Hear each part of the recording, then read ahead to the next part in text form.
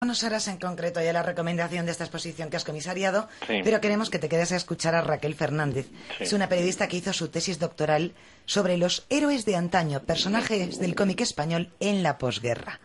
Un estudio de los años 40, finales de los 50, se centra en el héroe y por supuesto, pues habéis nombrado el guerrero del antifaz, el Capitán Trueno, el Inspector Dan. Ella verdaderamente sabe la esencia que movía a esas figuras que han creado en el imaginario colectivo de aquellos niños muchos sueños. Raquel, buenas tardes. Hola, buenas tardes. Queríamos saber, como experta que eres en los héroes de antaño, bueno, los niños de los años 40 y 50, ¿en quién se veían proyectados? ¿Quiénes querían ser? Pues todos esos niños que nacieron en la posguerra, en una edad tan difícil, necesitaban una especie de liberación. Para ellos, los héroes de estos años, pues como habéis comentado, desde Roberto Alcázar hasta el Capitán Trueno, son unos ejemplos a seguir.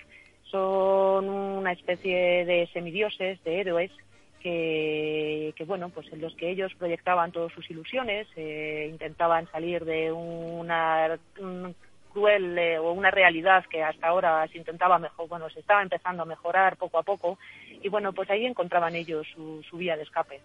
Quería preguntarte una cosa. Al parecer la censura estaba muy pendiente también de estas historietas, aunque estuvieran destinadas a niños y a jóvenes, pero sobre todo más por la connotación sexual que tenían, por ejemplo, la colocación de las espadas en las luchas. No, que estaba Sigrid, que me acuerdo yo bastante de ella.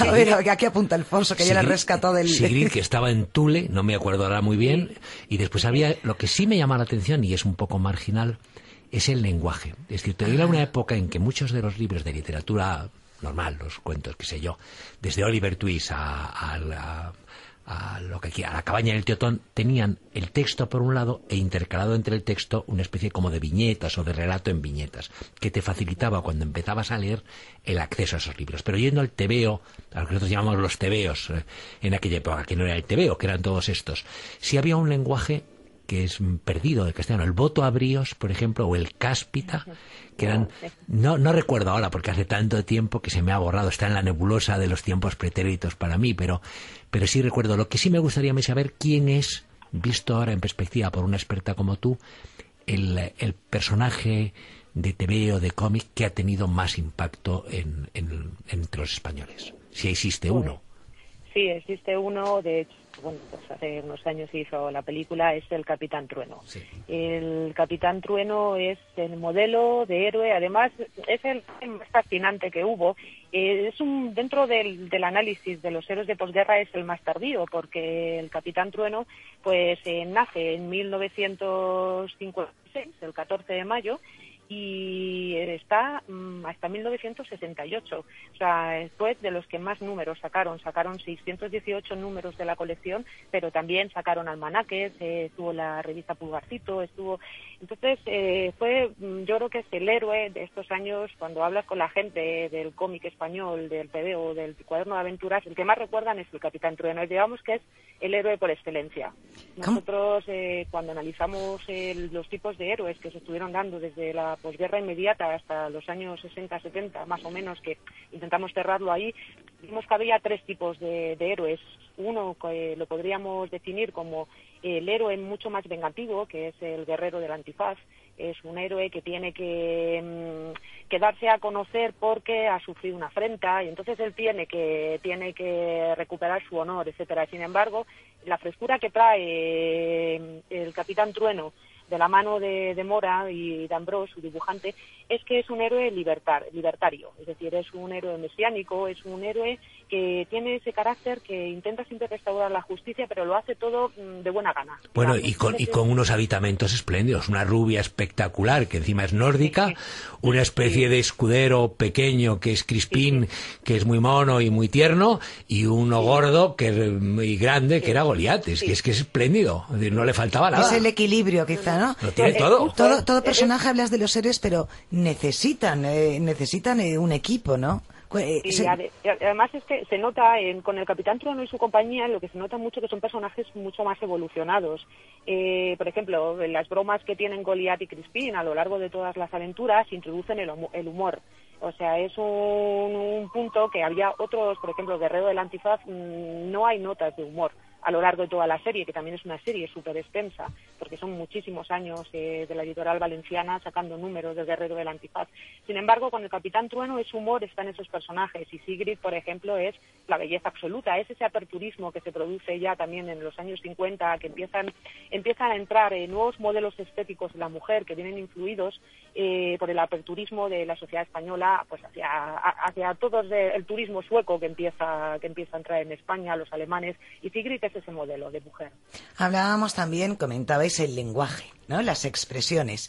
Entonces, ¿de qué manera han quedado frases o expresiones que hacen referencia a esos personajes, ese arquetipo en nuestro lenguaje actual? ¿Todavía hacemos alguna referencia, alguna frase hecha que parte de estas historias de ficción?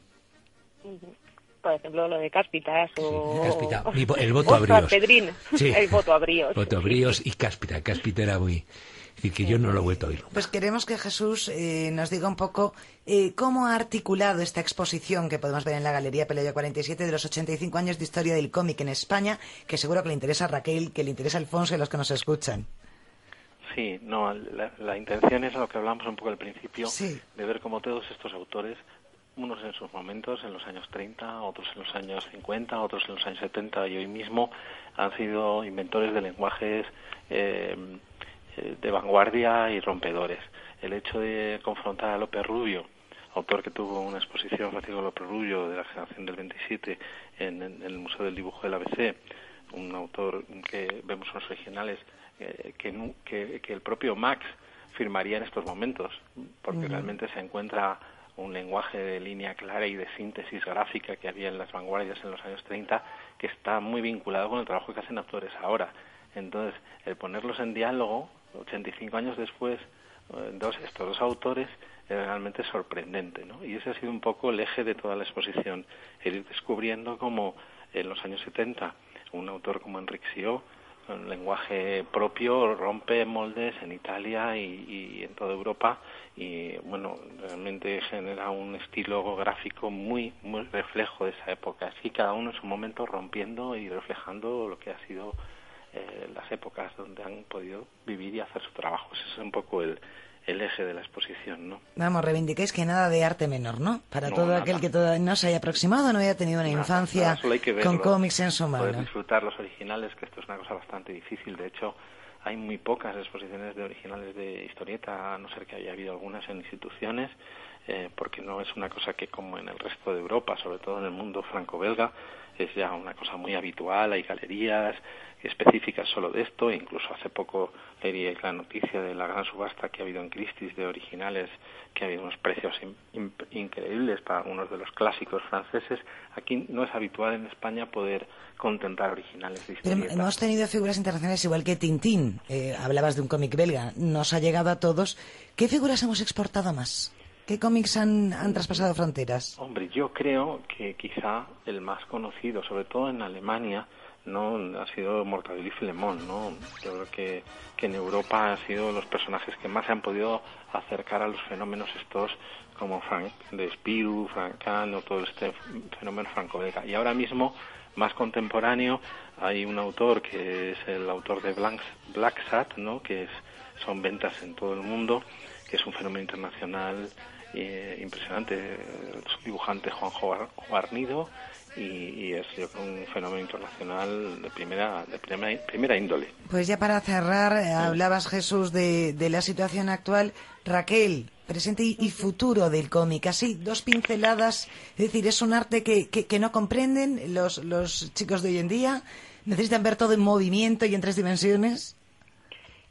Puede ser, hay que tener en cuenta que el cómic y los tebeos, el cuaderno de aventuras, nació en una época determinada, bueno, nació muchísimos años antes de lo que nosotros analizamos en la tesis, pero es cierto que cada sociedad se adecua a unos medios de comunicación. En España, durante los años 40, 50, 60 y hasta casi los 70, fueron unos medios de comunicación masivos. Hoy en día, pues esos medios de comunicación se consideran anticuados, y es verdad que a lo mejor los chavales, a la hora de leer, que por mi parte creo que han perdido bastante el hábito de la lectura, necesitan, pues como bien has expresado tú, verlo en vez de leerlo, porque es más cómodo. Sí, yo al mío pequeño, que tiene 11 años, le he regalado todo hazañas bélicas y nada.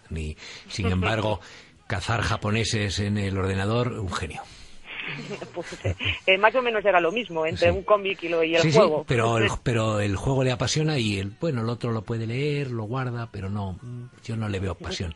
Sí le ha pasado con Mortadelo y Filemón. Mortadelo y Filemón, quizá porque es muy divertido, sí le entretiene. Y el cine también le ha ayudado. Bueno, pues muchísimas gracias a los dos, a Raquel Fernández por esa tesis espléndida y también a Jesús Moreno por ese trabajo de 85 años del TVO en España. Muchas gracias. Bueno, muchísimas gracias. A nosotros solo nos queda que, después de haber hecho pedazos